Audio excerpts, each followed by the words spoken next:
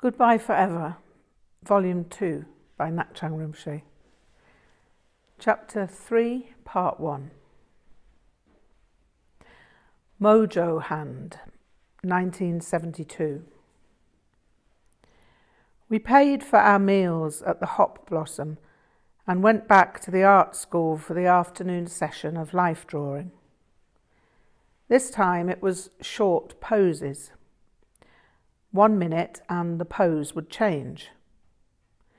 I could see how the morning session had set me up for that, and I kept the same focus on getting the dynamics of the form down in a series of marks made without hesitation or uncertainty. At first I worked too quickly, but when I got the measure of the minute, I learnt to use the 60 seconds at a pace that created a well-formed representation. Then came 5-minute poses and 10-minute poses. And as the time increased, the earlier experiences proved their worth. That day improved my drawing skills more than I would have imagined possible. We worked through till 5 o'clock, and then everyone headed off to the William Cobbett. I sat on the steps of the art school looking out at the evening sky. I'd felt an inclination to stare into the colour of it before socialising and performing. The colour of the sky was every imaginable shade of pink, orange, red and maroon, together with mauve, lilac, lavender, amethyst, purple, violet and indigo. There were also seams of azure, cobalt, cerulean blue and impossible hints of green. Suddenly, I saw something I'd seen in my infancy. I'd often seen beings in the clouds as a young child. People, animals, and hybrid entities. I thought they were real before the age of 8, but learnt to apprehend them as imagination, as sanctioned by my parents when I grew older. Here, however, there was something somewhat more than an imaginary creature from the bestiary of beatific bemusement. A goat and rider. They were well defined, if only for a few seconds. The wind gusted through them. Them. Maybe them is not accurate. A horse and rider in the conventional world would be them in relation to there being two entities. The goat and rider I perceived was in some ways singular, but not like a centaur in which human and horse are combined. What I saw was simply a paranormal perplexity which defied scrutiny. The entirety of Dorje Legpa was never visible, only swiftly alternating facets of his being which built an impression in time. Seeing him was more like reading a paragraph in which he was described, and in which the sense of the paragraph is only available in the final few words.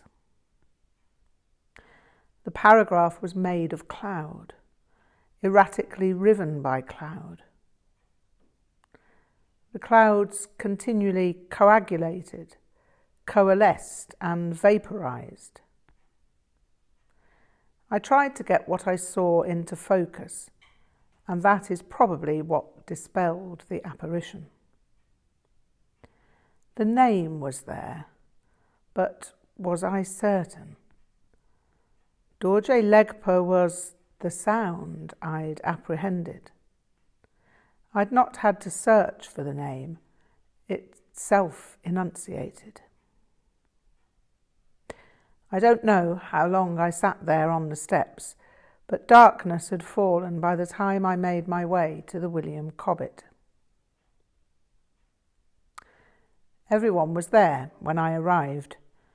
Frank greeted me, and I was suddenly back in the recognisable human dimension. The place was buzzing. Frank raised an eyebrow. Then, with a motion of his head, he indicated that he was moving across to talk to Cynthia Grantham. Frank had had his eye on her. "She's 'bout as white as any human being can be without being albino, but she got a black ass, and that's for sure," he confided. "So I'm going to see what kind of conversation I can get going with her." "Good luck, Frank. Just make sure she don't eat you for breakfast," I replied, attempting an imitation of Frank's accent. "You's getting it down, bro," Frank replied with a huge grin. "Why, thank you, kind sir," I replied in mock upper-class English. "I'm heading upstairs now to get tuned and so forth." Frank laughed. "See you up there, bro, and if I gets lucky, I might have me some company." There was something strange about being in this context. It was me, there was no doubt about that. But what of the me who'd sat with Düd'jom Rinpoche in Bodhanath? Where was he? He'd just been on the steps of the art school, witnessing a telling glimpse of Dorje Legpa. He was there in the William Cobbett, sure enough, but only I knew he was here. Well, Frank knew something of my time in Nepal, but nothing that was too otherworldly. I sometimes felt that it would be good to go and see Lama Chime at Cum House in Essex, in order that I could spend a short time being who I was in Bodha. I missed being that version of myself, even though that version was sitting right here.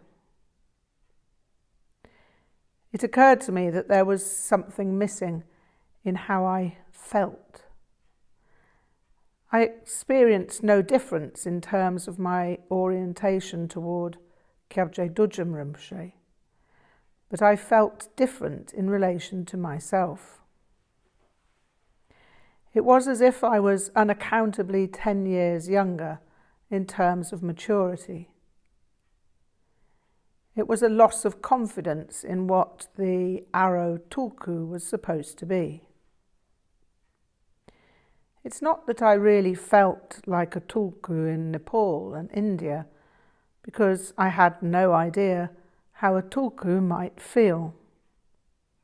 But the idea did not seem alien. It was like being half German, but not really knowing what the German part was. I couldn't speak German beyond a rudimentary level, and I knew even less Tibetan. It was like being a chameleon. In Nepal, with Kyabjé Düd'jom Rinpoche, I could feel like the Aro Tulku. In the William Cobbett, I simply had no idea who I was, other than a blues performer who had once belonged to the Savage Cabbage Blues Band. With this ambivalent conjecture, I ascended the stairs to the room where I would perform. Sure enough, half an hour later, Frank walked in. He had a grin as large as a crocodile. He was arm in arm with Cynthia Grantham. She was also grinning, like all the Cheshire cats there'd ever been. "Hey, Frank," I called out. "You know Muddy Waters' song about the hoochie coochie man?" Frank nodded. He knew that song. "Well, you are that man, Frank. No doubt about it." Goddamn! Frank had all the luck. He was black. He had that fabulous accent.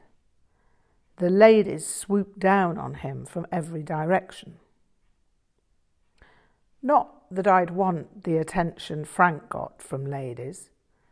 I just wanted a relationship with a lady whose father didn't want to have me hung by the neck till dead. But then I had some luck too. Frank was no musician. Well, I was no musician either, not in real-world stage terms. At the William Cobbett, however, I was all I needed to be, and perhaps a little more. Frank laughed and interrupted my brief reverie. "Well, ain't that a goddamn coincidence?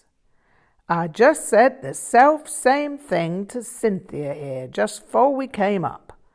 I said, you gotta come upstairs and hear the hoochie coochie man, the one and only pink nigger." "That's what he said," Cynthia grinned. "And now we's here, Mr. Hoochie Coochie Man. What you gonna play?" It was almost time to kick off the evening, so I said, "You called it, Frank," and proceeded to run my introduction. "Good evening, people. Thank you for showing up, equipped with porcupine quill quilted coiffure, garrulous Gabonese gibbons, macerated marsupial metacarpals, and all those good things. My first number's a song for my friend Frank Burner here, and for his charming lady Cynthia. It's a song Muddy Waters sang about gin and tonic. But that's gin spelt D-J-I-N-N, 'cause this song's called Hoochie Coochie Man." I got a boom of laughter and applause for that, and that set me up to give it hell. "Gypsy woman told my mother before I was born, you got a boy child coming, gonna be a son of a gun, gonna make pretty women jump and shout, and the world wanna know what's it all about, because I'm here. Everybody knows I'm here. I'm the hoochie coochie man. Everybody know I am." I played that song as an alternation of guitar and harp. I had a loop on my guitar strap where I could slide the harp when I wanted to go back to guitar. It worked well and made up for my modest guitar skills. Then I threw a change on the words. "On the 11th hour, day before the 7th day, on the 6th month, nurse and midwife say, he was born for something we just cannot see. I got 17 shillings and 6pence. You can mess all you want with me, 'cause I ain't here. Lord knows I ain't even near. Well, I'm the hoochie coochie man. Yes, several people know I am. I got a black fat fox stole kimono too. I'm John the kangaroo, I always jump the queue. Gonna ask some nice lady, take me by the hand. But I hope she don't say you ain't no hoochie coochie man, because I'm weird. Everybody knows I'm weird. I'm the spooky looking man. Everybody knows I am. I'd usually break my set with a piece of poetry, and this time I was keen to try out something new. Adrian Henry and Roger McGough had visited the foundation year to give a talk on poetry. Those who were keen adjourned to the Seven Stars pub with them afterwards to talk and tipple. It was an illuminating evening for me because I was able to put a problem to them. I'd found that I'd reached some kind of impasse with poetry. I seemed to be stuck with having to be poetic. My poetry was too baroque and congested with metaphor. What I wanted to do was to bring something different into my writing.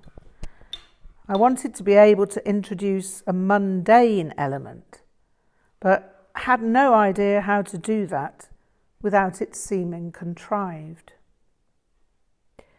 Adrian Henry could understand the problem and made a brilliant suggestion.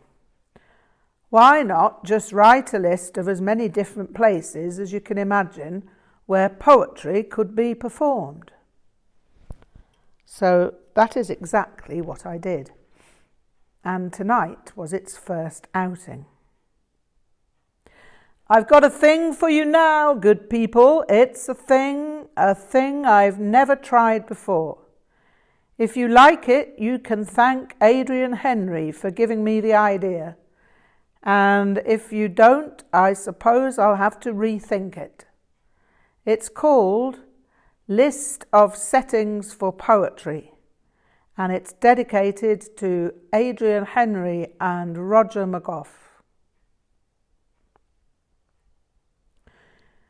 The day will come when poetry will be recited on trains, buses, trams, ski lifts, escalators, elite escargot bistros, in dishevelled Nessun-Dorma refreshment interludes, dormant dorniers and dormobiles, duo diabolo dormitories, double entendre dovecotes, Victorian dormer windowed attics with bijou miniature fireplaces, fried out combis, sections of rusted aircraft fuselage left in fields awaiting rapeseed oil paint conflagrations of Vincent van Gogh, cross-channel ferries, Rubenesque rigmarole riots, inviolate brassiere conventions, the Albert and Victoria Museum,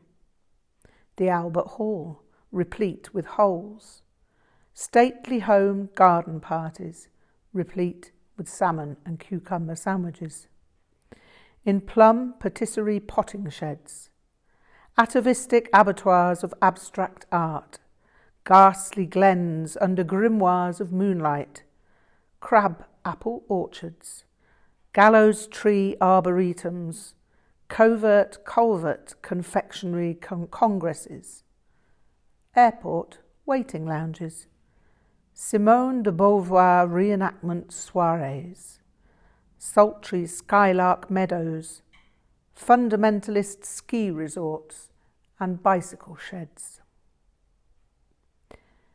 The day will come where poetry will be recited in hay-on-wye bookshops, gentlemen's outfitters, railway sidings, the White House, street cafes in Paris, the Department of Promontories, agricultural shows, yachting clubs, Baudelaire's pied-à-terre, Byzantine ballerina boudoirs, late-night octogenarian banquets and Siberian florist shops, Elizabethan choir stalls, bathroom display suites, merchant ivory film sets, and mines, Sodom and Gomorrah, nautical newsagents, seditious saddleries, royal weddings, metallurgical laboratories, public swimming pools, pubic depilation parlours, amongst potted palms, St Paul's Cathedral, vicarage tea parties, the Chrysler Building, church fêtes, La Grotte de Lascaux, equestrian centres, inventive inventory symposia, Weight Watchers meetings, Lord Montagu's Motor Museum, abandoned airfields, shopping precincts, legendary pissoirs, old olive groves, Honourable Society of Charles de Gaulle impersonator reunion dinners, and dainty daguerreotype departments. The day will come when poetry will be recited in sinister hairdressers' anonymous meetings in Cornish tin mines, disused railway sidings, piers where pole vaulting demonstrations are presented by gargoyle fancier fellowships, promenade concerts, Formula One racetracks, subterfuge prismatic incantation league rallies, sheepdog trials, Tupperware parties at dude ranches, rainbow trout farms and doctors' surgeries, parent-teacher associations, amongst shoals of green turtles navigating the mercurially mazed Sargasso Sea, burlesque brigadoon bar rooms, belligerent bugle consultation rooms, budgerigar bursary appointment bureau, ballroom dancing competitions, darts championships, West Kennet Long Barrow, vegetable markets, madcap mosaic sites, antique attics, blood donor clinics, Madame Tussauds waxworks, French chateau lawns, greyhound tracks, greyhound buses, Greystoke Castle Estate, the Orient Express, trailer park mortuaries, and patent leather indebtedness cliques. The day will come when poetry will be recited in teepees during the Olympic Games, derelict wayside wiki-ups, wigwams, whilst highly skilled great master copyists reproduce the works of Bruegel and Hieronymus Bosch. Marquees, once owned by Le Marquis de Sade, igloos frequented by Frank Zappa's Eskimo euphoniums. Huts, lodges, gatehouses, motile motels, harbours, chalets, cottages, villas, palaces, porticos, porches, entrances, doorways, balconies, verandas, terraces. Ragnarok roustabout rostrums, egregiously engrossed ego ingresses. Grievous egresses with gregarious egrets. Suburban sunburned sitting rooms, replete with sautéed settees, sans souci. Grizzled garden allotments. Natural amphitheatres open to raging torrents of wind dispatched by wings of cloud. Once seen delving the boiling heart of the ocean, where boarding kennel anterooms eat the Houses of Parliament, and leave its ministers, both with and without portfolio, suspended in mid-air as pinstriped, bowler-hatted gossamer. There were another 8 of the 9-line stanzas, making 13 in all, but this should suffice as an example. When I concluded, the audience was silent. They sat staring at me, and I felt that I'd just ruined the evening for everyone. Then, as if released from a spell, they launched into a gale of applause that was lengthy in duration. I had to agree to recite it again the following week.